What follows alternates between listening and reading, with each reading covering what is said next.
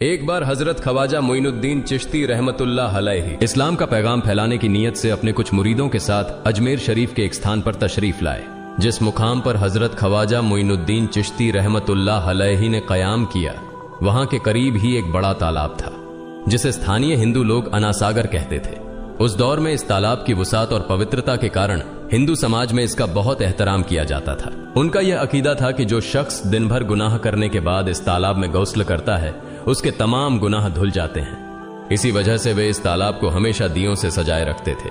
कहा जाता है कि इस तालाब में हर रात दिए जलाने के लिए तकरीबन 3 मन तेल की जरूरत होती थी। तालाब की पवित्रता के कारण वहां सभी हिंदुओं को दाखिल होने की इजाजत नहीं थी। सिर्फ आला तबके के ब्राह्मण ही वहां गौस्ल कर सकते थे और तालाब के पानी को छू सकते थे। उनका यह मानना था कि अगर ब्राह्मणों के अलावा कोई और तालाब के पानी को छू ले तो पानी नापाक हो जाएगा। हजरत ख्वाजा मोइनुद्दीन चिश्ती रहमतुल्लाह अलैहि और उनके मुरीद लंबे सफर से थके हुए थे। कुछ देर आराम फरमाने के बाद जब नमाज का वक्त हुआ तो ख्वाजा मोइनुद्दीन चिश्ती रहमतुल्लाह अलैहि ने हजरत बख्तियार काकी रहमतुल्लाह अलैहि को अजान देने का हुक्म दिया। हुक्म पाकर हजरत बख्तियार काकी रहमतुल्लाह अलैहि ने अजान देना शुरू किया। उस वक्त हिंदुस्तान में तौहीद का पैगाम और अजान के अल्फाज किसी ने नहीं सुने थे।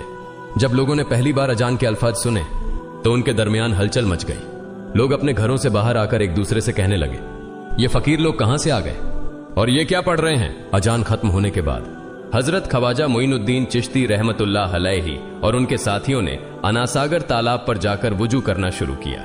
जब हिंदू पुजारियों ने देखा कि एक अजनबी दरवेश उनके मखसूस तालाब का इस्तेमाल कर रहा है तो उनके दिल में गुस्से की आग भड़क उठी। एक पुजारी बोला, यह दरवेश कहां से आ गया? बिना हमारी इजाजत के इसने हमारे पाक तालाब को हाथ लगा दिया। हम इस तालाब को कितना मुकद्दस मानते हैं और इन मुसाफिरों ने इसे नापाक कर दिया है। इसका कोई हल निकालना ही होगा। इसके बाद हजरत ख्वाजा मोइनुद्दीन चिश्ती रहमतुल्लाह अलैहि ने तमाम साथियों के साथ मिलकर जमात के साथ नमाज अदा की। लोग ये मंजर देखने लगे और कहने लगे, ये तो कोई अजीब फकीर है। हमारे मंदिरों में सब देवी देवता मौजूद हैं और ये उनकी इबादत न करके किसी नए खुदा की इबादत कर रहा है। अगर मंदिर के बाहर भी कोई खुदा है तो उसे भी मंदिर में रखा जाना चाहिए ताकि लोग उसकी भी पूजा कर सकें। शाम ढलने लगी। शाम होते ही राजा पृथ्वीराज के ऊंटों के चरवाहे अपने ऊंट लेकर उस जगह पहुंचे। इत्तेफाक से हजरत ख्वाजा मोइनुद्दीन चिश्ती रहमतुल्लाह अलैहि उसी जगह पर तशरीफ फरमा थे जहां आमतौर पर राजा के ऊंट आराम किया करते थे। चरवाहों ने देखा कि एक दरवेश का काफिला उनके मुकाम पर आकर बैठा है।